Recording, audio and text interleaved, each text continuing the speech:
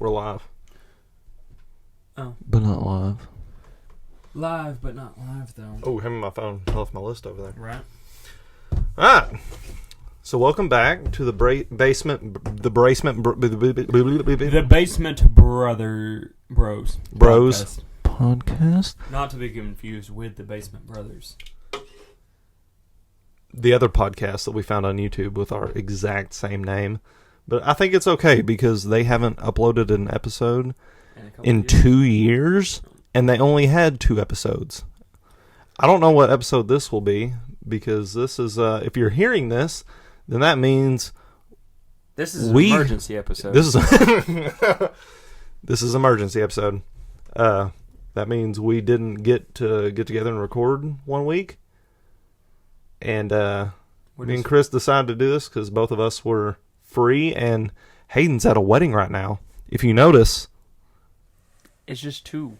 It's just 2 of us. That's not Hayden there. That's a Ruby. That's Ruby with a blanket. Oh. He's probably going to be so mad at us right now. He can't be mad, though, because this is a filler buster episode, I would like to call it. A filler buster? I like that. Yeah. We're going to keep this one on retainer in case we need to pull it out and... Which I'm excited about this bust episode. One out a week. Yeah, me too. Hayden wouldn't be able to participate in this episode because we're doing a top 5 scary movies of 2010 to 2019. The teens of 2000 horror scary movies. The 2010's. Yes, and Hayden doesn't watch scary movies because he's kind of a little bitch. He's scared. He's scared. If he watches a scary movie, the amount of drugs that he's done, it will give him a nightmare that will put him into a coma. We're doing this for his health. Yes, this is all for his health. So in that, we're going to strap in, we're going to strap on, and get to it. Did you say strap in or strap on? Oh, I said strap on. As always, Hayden. This is Hayden. This is Tanner. And Chris B. Howdy, howdy. Let's get scary.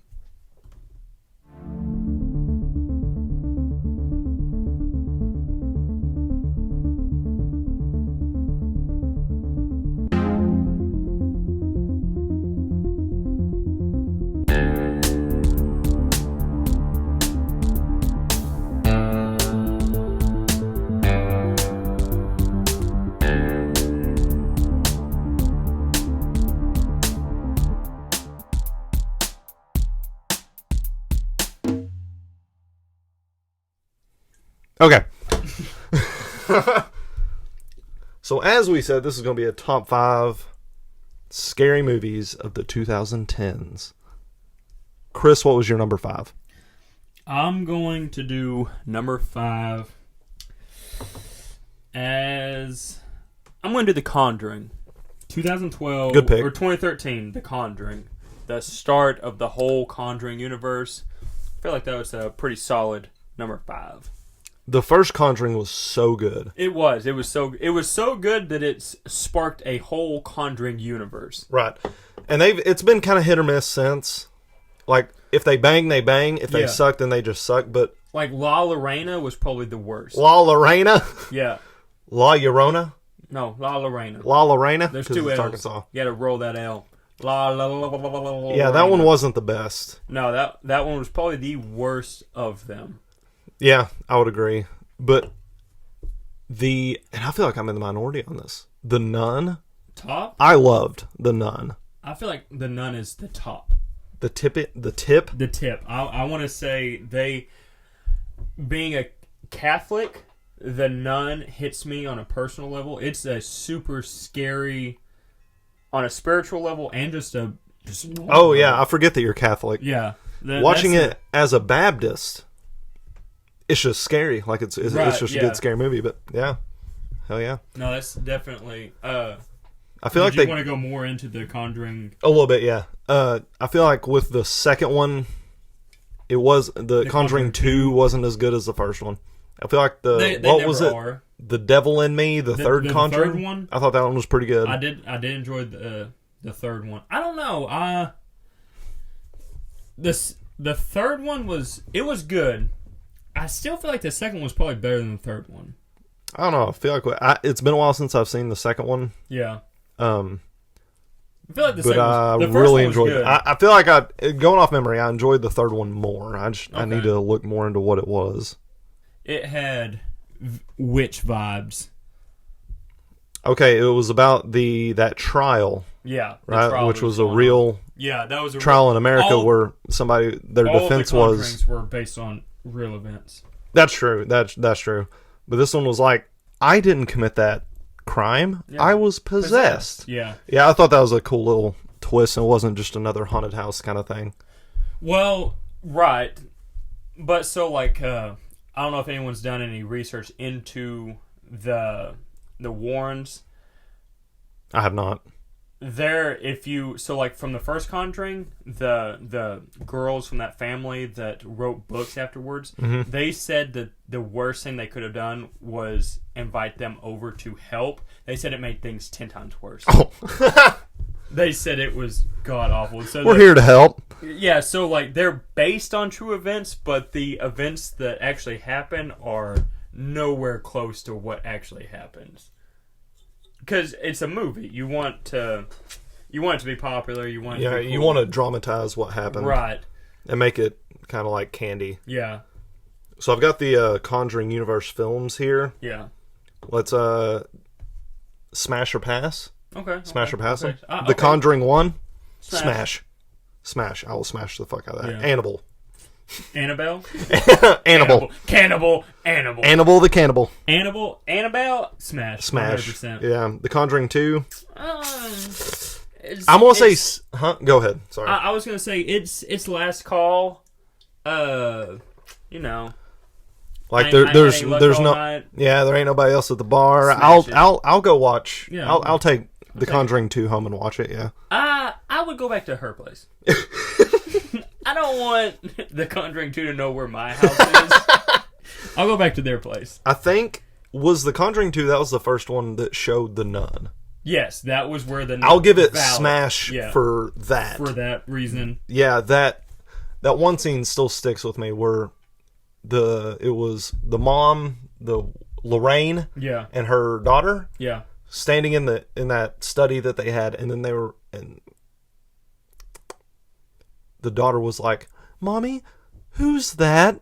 And then it shows like that long ass hallway and the nun standing right there, and then walked away. Dude, that is one of the like, I know both of us are like scary movie sluts. Oh yeah, 100%. That is one of the best scary scenes I've ever seen. Oh yeah, because it's it'd be like you just chilling on the couch. Yeah. And my kids do that. They're like, "What is that?" And you just chilling watching TikTok, and you're like, "Oh, that's nothing." You look up, and it's like, and it's something. Oh, that is not nothing. Just like last night, man. Chris, I already told Chris this story, but last night, me and my wife were sitting on the couch watching South Park, and my wife was like, "What's that?" And both of my dogs also were like, "What's that?" And it turns out, after me and my wife searched the house, we went outside, we heard a squealing, like a kind of thing. Walk outside, and my cat Ray is standing in the front yard, holding a full-grown squirrel in her mouth. And this is not a large cat. So yes, nothings can be somethings. Right, Conjuring? Yes. Yes, true story. Annabelle Creation. Smash or pass? Was that the origin back in the 50s where they they were on like it was in an orphanage. I would give that smash. That one was pretty Smash. good. I'd give that one a pass. I liked the first Annabelle, but after that it just seemed like, oh, it's another I'm the fucking opposite. doll. I would almost pass on the first Annabelle? Yeah. It was the scene. It was an Annabelle 1. It was the scene where the elevator scene? No, not the elevator scene. Where those cultists, yeah, that estranged daughter broke back into the house and killed her parents. Man, I don't know. Something about that scene, like, it just kind of elevates the movie. Because these people are sleeping, have no idea what's going on next door. Yeah, and you just from the looking glass. What is that old school director? Alfred Hitchcock. Yeah, very much. It's an Alfred Hitchcock view. Very Rear Window Alfred Yes. Hitchcock shit. Yeah. Yeah. Yeah, you see the daughter come in and like Yeah, kill. Yeah, and it's like I feel like it was silent. Like when you're watching it go down. Yeah. Well, because it's from the it's from the point of view of the bedroom of the neighbor, looking into the other window, and it's just like while they're peacefully sleeping. Yeah, there's something just unsettling about that. Yeah. You never know what's going on at your neighbor's house, so always keep a watchful eye out. Yeah, go get your binoculars and stare at your neighbors. Basement Bro recommendations. La Llorona. That's a hard pass. It's gonna be a hard pass. It was fine. Like it's a fine watch, but it's a pass. Yeah. I wouldn't watch it again. Annabelle Comes Home. I don't even remember that one. That one was the one where their Warren's daughter, they were home alone with the babysitter. Oh, yes. There's a lot of crazy things going on in their house. I would give that a pass. I'd give that a pass also. The Conjuring 3, The Devil in Me. I'd smash. Or no, not The Devil in Me. I've been naming it wrong this whole time. The Devil Made Me Do It. The Devil in Me. The Devil's in I? The Devil and I? Slipknot? Yeah, I guess I got that mixed up with a song somewhere. The Devil Devil Made Me Do It. Yeah, The Devil Made Me Do It. Smash. I would smash it. Yeah, it was good. It was good. Okay. Wow, that was a very long number 1. It was. Or number 5. My number 5 was It. Yes. 2017. Yes. That's also on my list. I am a Stephen King whore. Very much so. Viewers don't know this, or listeners don't know this, but in my living room, I have an entire bookcase, top to bottom, filled with Stephen King shit, and first editions of a lot of them. When I can find them, I get them. Anyway, and I feel like I'm in the minority here too. I thought it was better than the 90s miniseries. As far as the Pennywise. Yes. Nothing against Tim Curry's Pennywise. That was an awesome Pennywise. Yeah, he was a great Pennywise if you haven't read the book. Right. At least to me. The remake hit closer to home on the book than the 90s. Yeah, It 2017 was closer to the book than the 90s version, and that Pennywise felt closer to the book Pennywise than the 90s one. If you're going back to just my childhood nightmares was definitely Tim Curry's. Oh, for sure. The dude, he knocked it out of the fucking park. Don't get me wrong. That dude is a work of art in itself. He did it awesomely. Yeah. So, that was... Not hating on the 90s, but the new remake of which 2010 to 2019 was a decade of remakes, I feel like. It very much so, but a lot of them, when they hit, did they hit. They hit hard. Yeah. It was definitely a grand slam. I agree. There's not much to say. I mean, we all know it's great. Yeah. So Tanner's number 5 is my number 4. Oh, okay. So that's good. Yeah, so that's good. I would put it at my number 4. It was great. And that is one of the best opening scenes of a horror movie I've ever seen. Oh, man. The hiya, Georgie. Yeah. And just that whole scene. And I remember... sorry. No, go ahead. Okay. I remember the first time I watched that, dude, I remember sitting in the theater, right? Opening night, of course. Yeah. Because I've been looking forward to this movie forever. And that... As soon as he bit down into Georgie's arm and it ripped it off, and then it did that little pull away and from above shot where it showed Georgie like crawling across the road, and then the hand coming out of the sewer grate, pulling him. That was perfect. And then it was just like it. Yeah. No, I was going to talk about perfect setup. Him transforming and just eating just his whole... transformation to eat that arm. Yeah. Oh my god. It's so great. Because it's... When they say sometimes less is more... Yeah. That was cool in the original. Mm-hmm. And that one, to be able to see the scene... Oh, it just refueled it was so nightmares. Great. Oh, it's... Because in the book, it talks a lot about how much... Okay, so Pennywise in the book, he is a clown, right? Often. Yes. That's his main character that he portrays. There is so much sitting behind the clown, if you get what I mean. Mm-hmm. That is also Pennywise, like the whole creature that is Pennywise. Yes. There's so much sitting behind what the clown is. It. And I feel like it just kind of hit that perfectly. It's like, yes, I'm looking at a clown, but you can really tell it's like, okay, this isn't just like an insane clown or a monster clown. It's like, this is not the insane this clown. This is something masquerading as a clown. Like, this is not what I'm looking at. This is just a mask. Yeah, it's just a mask, and a poor one at that. But, great. Oh, yeah. Great. Awesome. And that was your number 4? And that was my number 4, so... That was my number 5? Okay, yes, so my number 4 is The Endless. Directed by Justin Benson and Aaron Moorhead. Okay, you just combined the two. Yeah. Though that director team is awesome. Okay, so when me and Carrie first watched The Endless, it was when we had the duplex. Yeah. After it flooded, we were stuck up in our upstairs bedroom for months, so we just watched a bunch of horror movies up there. We didn't have a living room or a house beyond our master bedroom for months. I remember very vividly we went and got pho from Green Papaya. Yeah.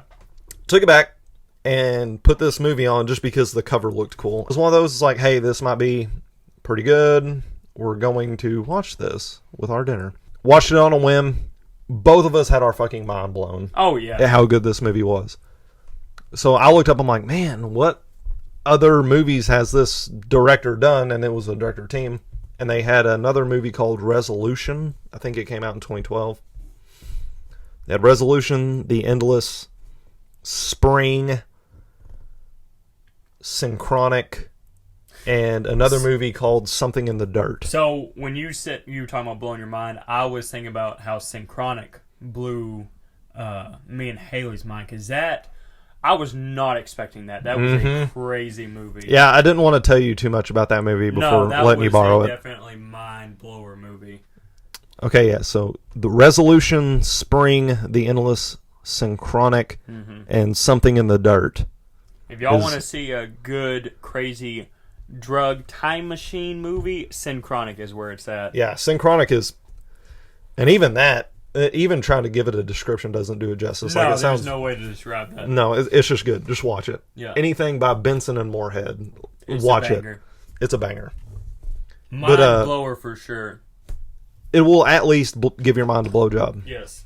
But a little bit about The Endless. The it's emoji about where you're like, whoa, and there's a nuclear bomb at the top of your head that's coming out.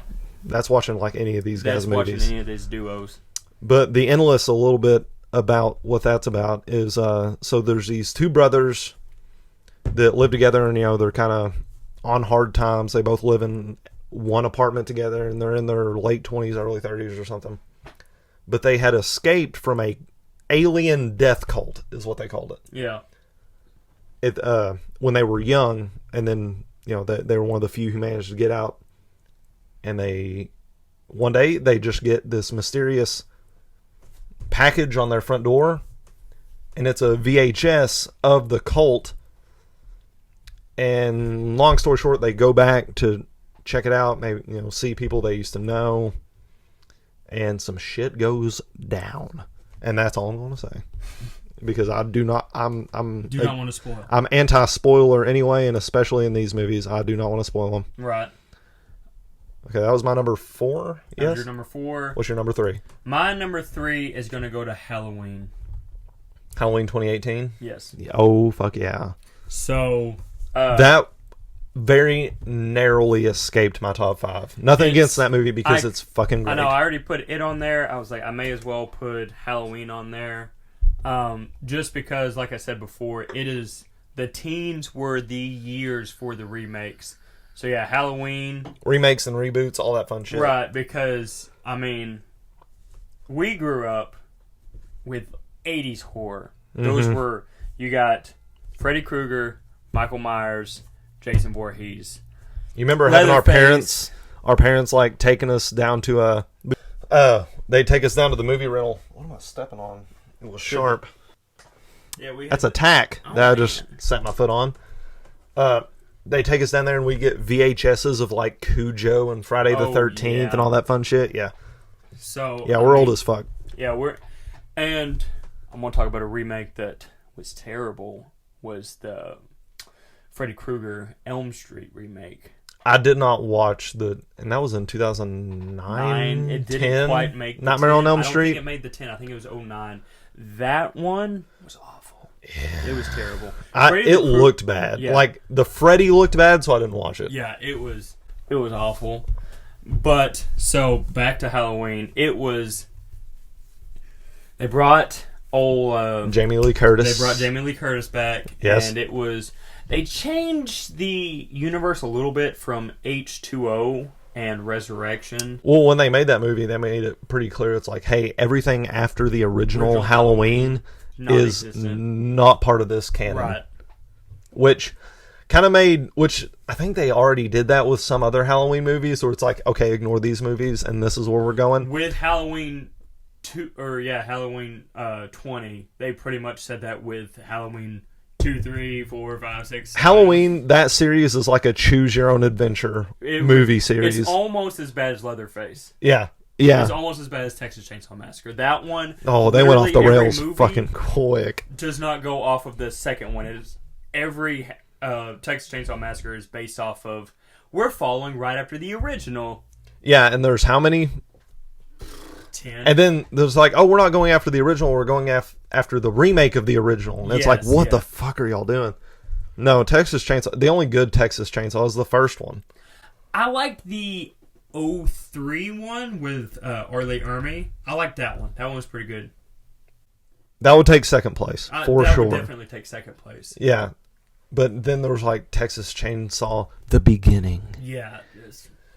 I'm going to tell you right now, if there is a horror movie sequel or like a movie that they made 20 years later and it's supposed to be a reboot prequel and it goes with Origin of Evil, which is kind of a spoiler because there is another movie on here called Origin of Evil that I really like, but or The Beginning or Evil Begins. You can't really say that it's bad. No, but honestly, titles like that already put me off.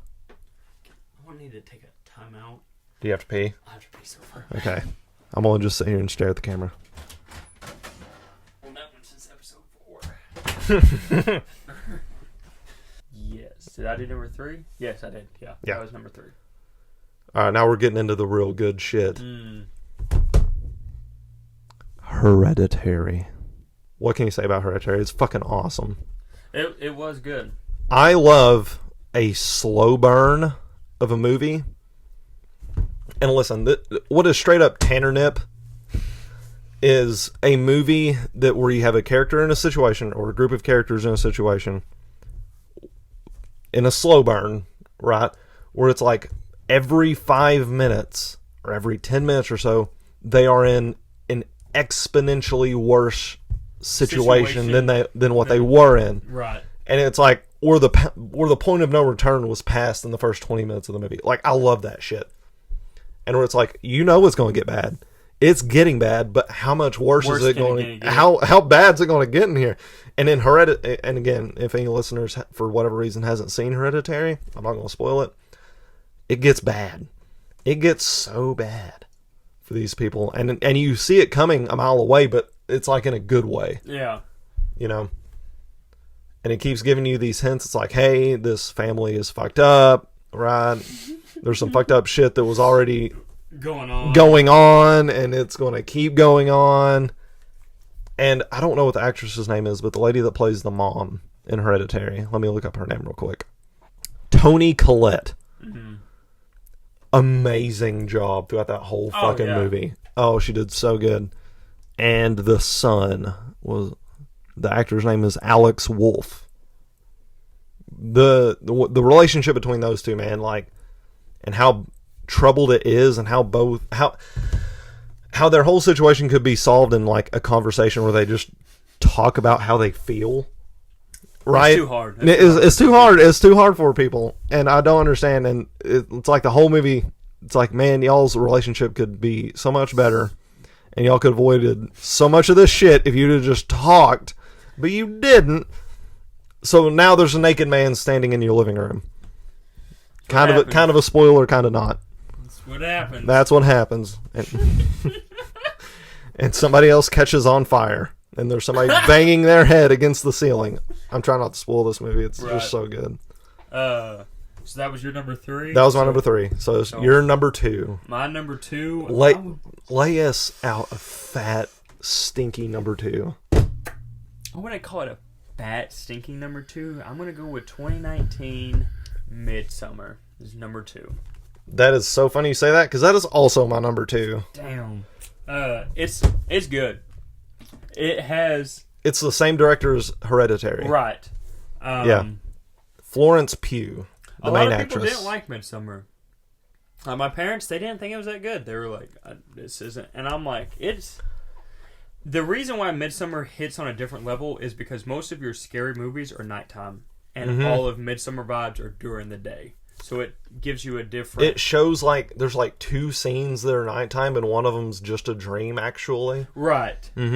Well, it opens up on nighttime, so it gives you that scary vibe from the very opening, and then it's all bright and sunny the rest of the movie.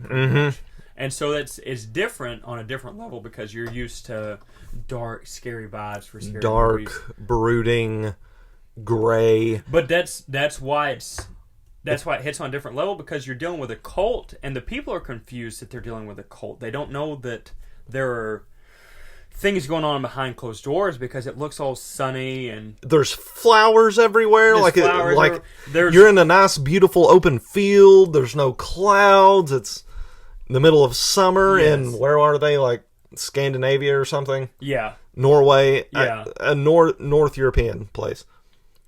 But yeah, which is contrasted by everything going on there. Behind, they're not catching the hints. They're not like their friends are missing, and they're just like, "Oh, I guess he left." I guess, yeah. Everybody there's like, "Well, Jim Bob over there drove him down to the train station in his truck. I guess it's fine." Wait for his girlfriend. No, that seems kind of weird, but must have left you. Yeah, it's the most fucked up breakup movie I've ever seen. Really, it is. But I believe it's so good. And so, and it's crazy because, the drugs that are involved. I feel like that has something to do with...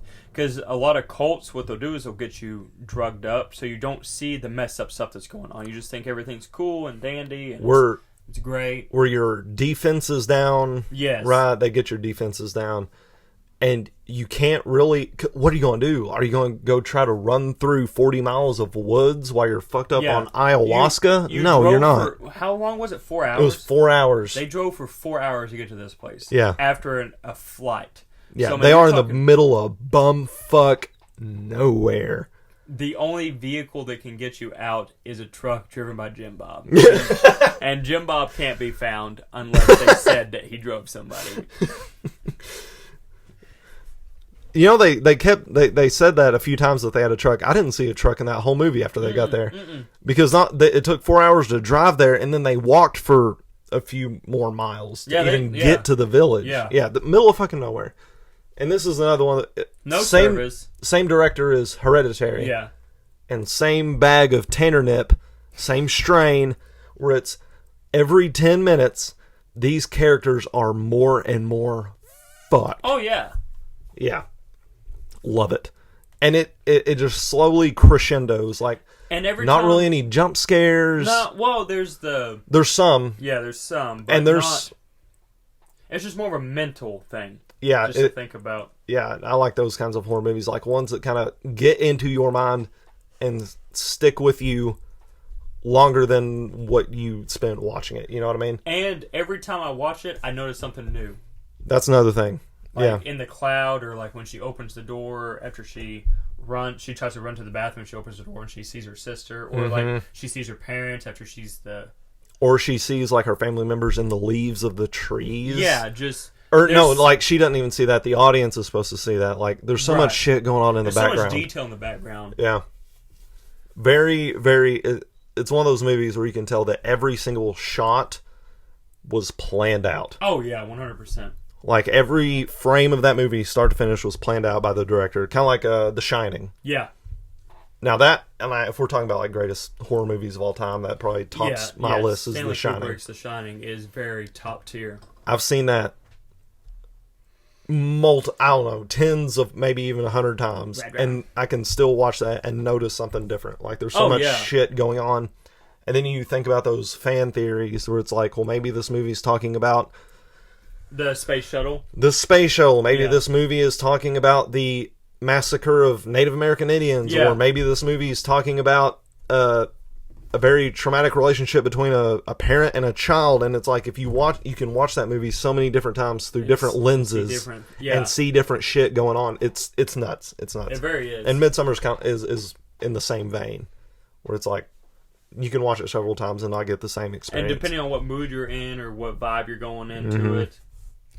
Very much. I remember me and you watched that in theaters. Yes. And little bit of Basement Bro hosts lore, every summer, every June or July, we watch that movie with our wives. We do. And I also have the extended director's cut. Yeah, we had to invest in that, didn't we? Because we'd seen the original one so many times. It was an iTunes special, I believe. Yeah.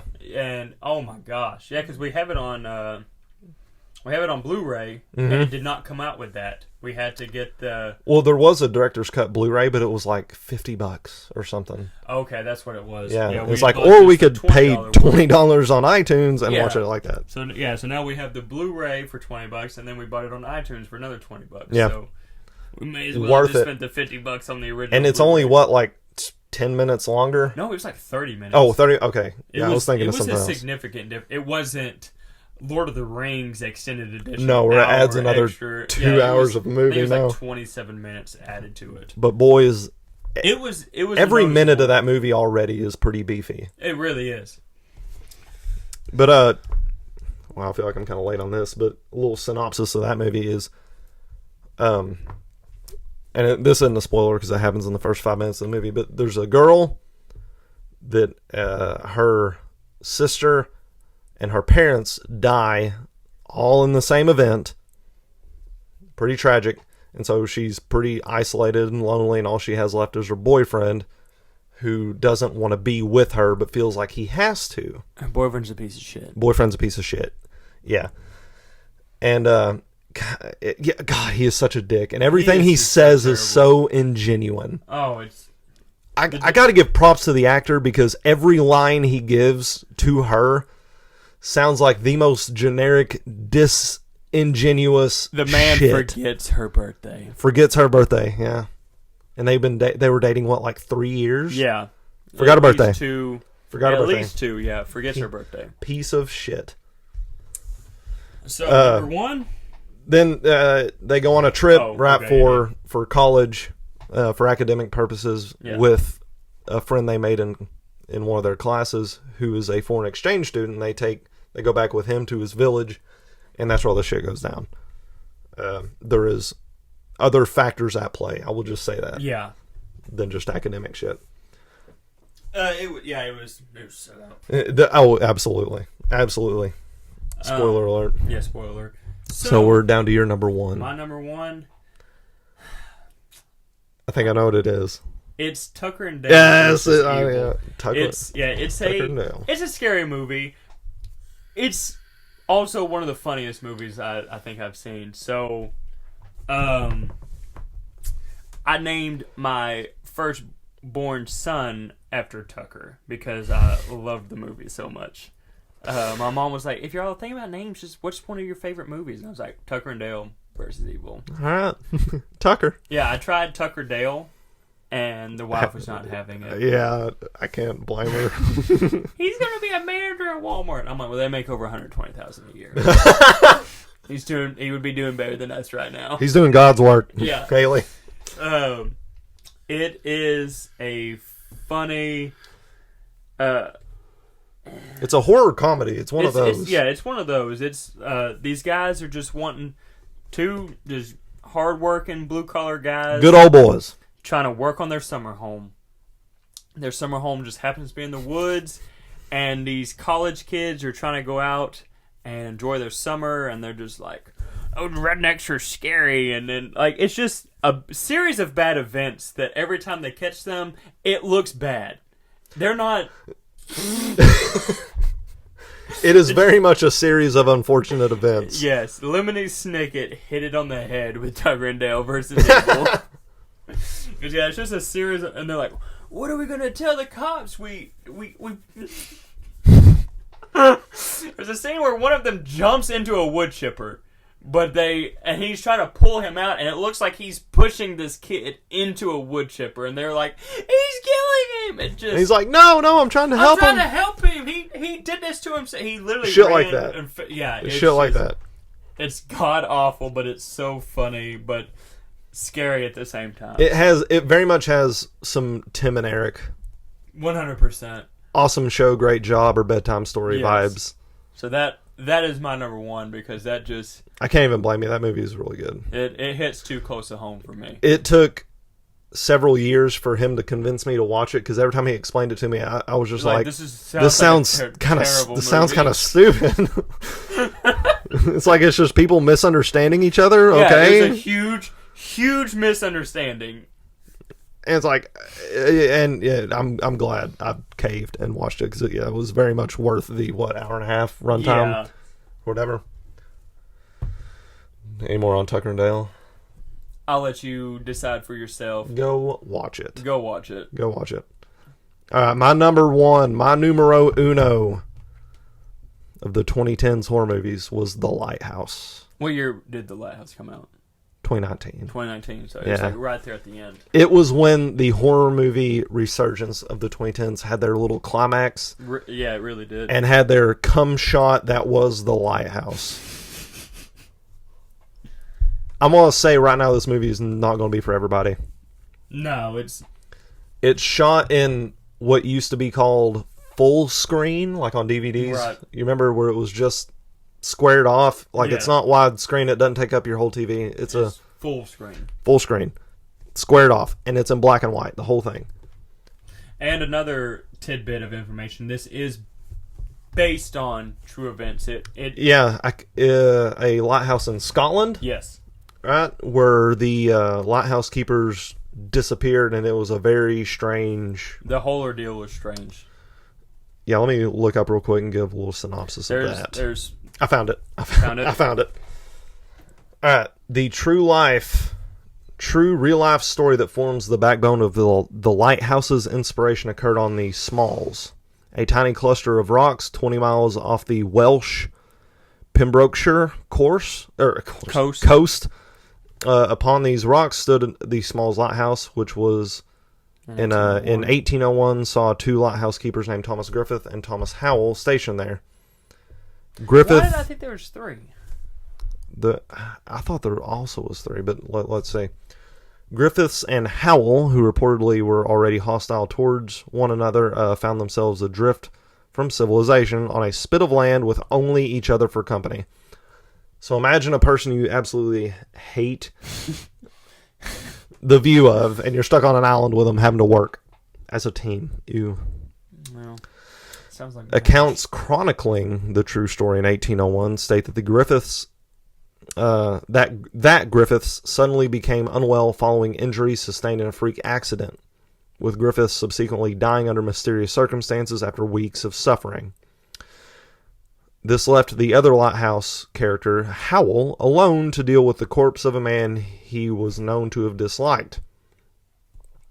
With Howell now fearful he would be accused of murder. Aware, he didn't like the guy. Yeah. So he's like, he died? Oh, shit, they're going to think I did it. Aware of the optics of the situation at hand, Howell opted not to throw the body into the ocean under fear of recrimination, instead placing Griffiths in a makeshift wooden casket and hanging him on the railing outside the lighthouse. Weekend at Bernie's style. Mm-hmm. While the true story from this point on cannot be corroborated, Howell then stated that the wind and surf eventually destroyed the box he had made for his fellow keeper, leaving Griffith's body caught and suspended by the ropes used to hold his coffin in place.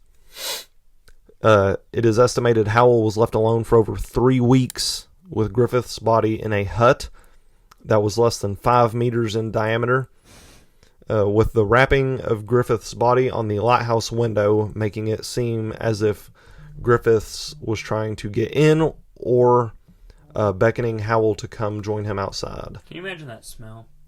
That would... Because not only would it... It's a lighthouse, so it's salt water out there. Mm-hmm. So it's going to be wet. It's going to be wet and damp and humid and smell like decaying body. It just sounds awful.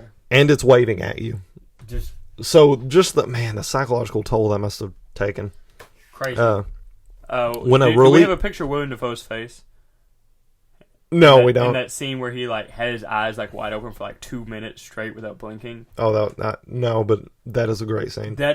I need that face right here so that y'all can just get a mental picture. We can put that there this whole segment. Yes. The whole time we're talking. Just Willem Dafoe's face. CGI him in right there. When a relief boat eventually reached shore, Howell was found utterly inconsolable and severely affected by this horrifying experience. The tragedy of the lighthouse's true story ending is that several fishing boats passed the Smalls lighthouse during that 3-week period, but none were aware of the horrors hidden within the structure. I mean, no, you wouldn't have any idea. As long as the lighthouse is working, I'm not thinking. Yeah, no, I'm not going. No, I see the light on. I'm going to keep driving. I'm like, well, they must be doing their job. The Smalls light. My wife keeps trying to call both of us. We'll finish this up. I'm going to finish this episode. Strongly, no interruptions. Yeah, no interruptions. Carolyn? Therefore, the Smalls Lighthouse tragedy can be considered an important, albeit incredibly dark moment in maritime history that laid bare the dangers posed to wikis, White House workers, and created sweeping safety reforms for its time period. Yeah. Oh, geez, she's going to keep calling us. But yeah, man, just the cinematography in the lighthouse it's just amazing. Yes. There's so much. It's another one of those. There's a whole bunch of shit going on in the background. You don't know if what's happening is actually happening or if these people are just going nuts. Oh yeah, just going insane. It's very unclear. All right, how long are they there? Just the two of them? You don't know. Spoiler alert. There's no way to know. But how long? Well, okay, it could have been 3 weeks. I think it could have been months. It could have been weeks. It could have been months. Watch the movie. Well, no, I know that, but I want to say in the actual story, I think they're there for 2 or 3 months. Something like that. I think that's. Can you imagine just being there for 2 or 3 months, and then for let's say your buddy, it'd be a shitty job. It's a shitty job, and then your buddy dies, and then you're there for the rest of your. Having to keep that thing up, yeah, and it's the 1800s. You can't just whip out your phone and be like, I'm gonna load up some TikTok and some Instagram memes. No, yeah, my coworker's dead. Yeah, come send me another one and get this guy. Come pick this guy up. No, but yeah, I didn't care for Robert Pattinson until watching that movie, and his performance in that movie was amazing. His little descent into madness, and Willem Dafoe and everything that goes on with him, all the imagery in the movie. It's good shit. It's just good shit. It's my number one. Robert Pattinson because of Twilight. That guy did what he could for that movie. So after The Lighthouse and then after The Batman. Oh, The Batman! Fuck yes. Yeah. I feel like it's really shined on him. Yeah. I feel like he has really blossomed to show his true acting abilities. I agree. So we're quite a bit into this. We were talking about doing a top 10. Thank God we only did a top 5. There was a couple that we were wanting to make mention, but I don't even know if we have time for that. Real quick. You want to do yours? I'll do mine real quick because I got them loaded up. The Witch. I thought that was really good. Same director as The Lighthouse. Right. It Follows. Mm-hmm. Very fun twist on horror movie shit. And look all these up if you're interested. It Follows. It's kind of a commentary on the dangers of sexual promiscuity and STDs. Yeah. But in a really scary and fun way. Yeah. Insidious, which I feel like jump-started the whole 2010's new horror shit. What would you call that? not Paranormal Activity, but just instead of having a actual figure, scary monster figure, it's like a scary dimensional figure. Dimensional thing. Yeah, I feel like without Insidious, we wouldn't have got The Conjuring. Right. Yeah. Sinister. Amazing. Yeah. Good shit. I'm sure anybody listening to this in the passing interest in horror movies has seen Sinister. The Void. Yeah. What were you going to say? I was going to talk about Sinister 2. Sinister 2. That was one of those where I almost feel like the second one was better than the first one. I don't remember Sinister 2 very much. Sinister 2 had like the twin boys. They were out in the cornfield. I'll have to watch it again. I don't really remember anything I about like it. Sinister 2. I like both of the Sinisters. Ethan Hawke did a great job. But yeah, Sinister 2 I thought was really good. Next one on my honorable mentions, The Void. Which I just love Lovecraftian shit. Where it's like these people trapped in this situation with these cosmic forces at work, and you're kind of just fucked. And even if you know what's going on and try to get out, you're still fucked like that. Yeah. Goodnight, Mommy. Can't go wrong. German. It was a German horror film, which I'd heard a lot about and finally just watched. Watched it, yeah. I don't like watching foreign films because I don't like subtitles. Right. But good thing about Goodnight, Mommy is there's not a whole lot of dialogue in it. You don't have to read the whole movie. And it's another one of those that's like, okay, is what is going on? Is it actually what we think is supposed to be going on? Right. Is it not? Like, yeah. Talking about foreign movies and subtitles, one of my Nazi zombies love, which I have an honorable mention for Overland. Overlord, yeah, I'm sorry. Overlord. Really good movie, but one of my favorite Nazi zombie movies is Dead Snow. It's all in German, but it was so popular in the U.S., the second Dead Snow was all in English. Oh, good shit. Yeah, because it was so popular it was more popular here than it was in Germany. But it was... Hold on, do you hear that? I'll say anybody. Yeah. So I'm not 100% sure when Dead Snow came out. That's why Overlord was on my honorable mentions. It wasn't really a scary movie. It was more of a war movie, but it had zombies in it, so I can see where the scary came from. Yeah. Speedrunning the rest of my honorable mentions. Us. Jordan Peele. Another Jordan Peele movie. Master. Jordan Peele is amazing. Mm-hmm. Ouija. I do like his take on scary movies. Yeah, it's kind of in a light-hearted way. Yeah. In a way. Ouija, Origin of Evil. That one... Again, there's sometimes a scene can make a whole movie, and the scene where it has that little possessed girl whispering like really demonically and quickly into what her sister or her mom's ear. Yeah, just speaking or something like that, where it's just like, yeah, just that man, that is unsettling, unsane. Kind of a what would you call it? Stereotypical cliche. I don't know. I haven't seen that one. Premise where a lady gets wrongly admitted into a mental hospital, mental health hospital, and then it runs into that thing where is what's happening, or is it what she thinks is happening? Crazy. Yeah. Almost like a Fun Shutter fact, Island. Yeah, kind of like Shutter Island. Yeah. Fun fact: that whole movie was shot on an iPhone. Okay. Mm-hmm. Okay. And my last one was You're Next, about the family gathering and then all those people in animal masks come and break in. Yeah, loved that movie. Very subversive of expectations. Right. And then my last one would be Voices with Ryan Reynolds. That one was definitely a different take on Ryan. So you don't really see him play kind of a crazy guy, and it had like quite a few other like decent actors in it. But it was the I same. haven't seen it. It was your same instance where you don't know if this is really happening or if it's like he's talking. He like kills a couple of his coworkers, keeps their heads in the fridge, and he's talking to them, and they're like talking back to him, and you see it, but like it's all in his head. And then at the end of the movie, when they like the police raid his house, they're like rotting in his fridge, and it's just nasty. Oh, okay. But, plot like twist. Band-Aid ripped off. Well, spoilers. Yeah, I'm fucking with you. It's almost like a B-rated movie, but it's got some like A-list actors in it, like Anna Kendrick. It's got her in it. Oh, hell yeah. Yeah. So I mean, and it's a scary movie. You don't really see that from Ryan. I like he doesn't play his typical Ryan Reynolds because he's almost like a shy guy. I might actually like that because I don't like typical Ryan Reynolds. And see, I do. So there you go. Well, was that about it? That's it. That's our top 5 with our honorable mentions. Wow, we took a long time to get through that, didn't we? I thought this was going to be like a 20-minute thing. 20-minute short episode. Damn, no, look at sir, us. This is an hour long for us just to talk about 5 scary movies. Sorry, Hayden.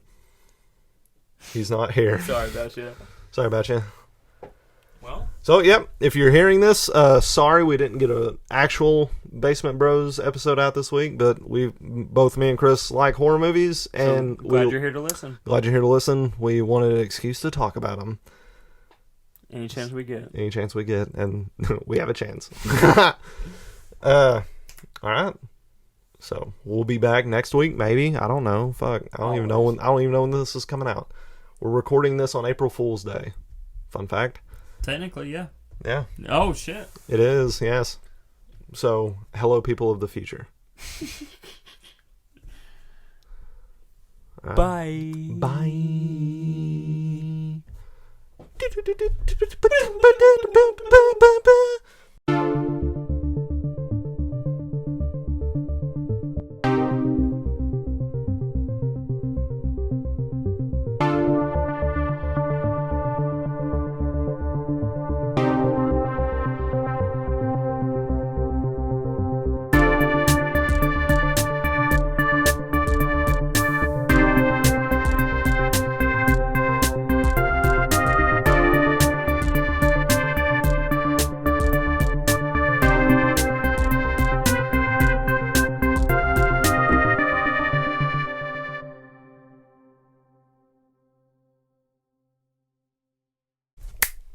YouTube post credits.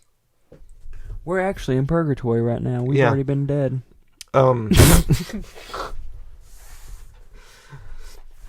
Hayden's holding us here captive. He's been in the other room this whole time. You can't see him, but he's off screen back here. He's off screen taking notes on scary movies at this moment. He is holding a spitball to the back of my head, threatening to spit it at me if we don't stop talking about scary movies. He's too scared to watch them, and we're too scared to quit now.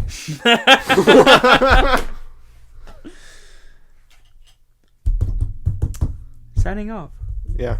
Like, subscribe. Tell your friends if your friends like goofy shit and dudes that talk about goofy shit, but not your friends that, well, actually, never mind. I'm going to stop right there. Until Bye. next time. Bye.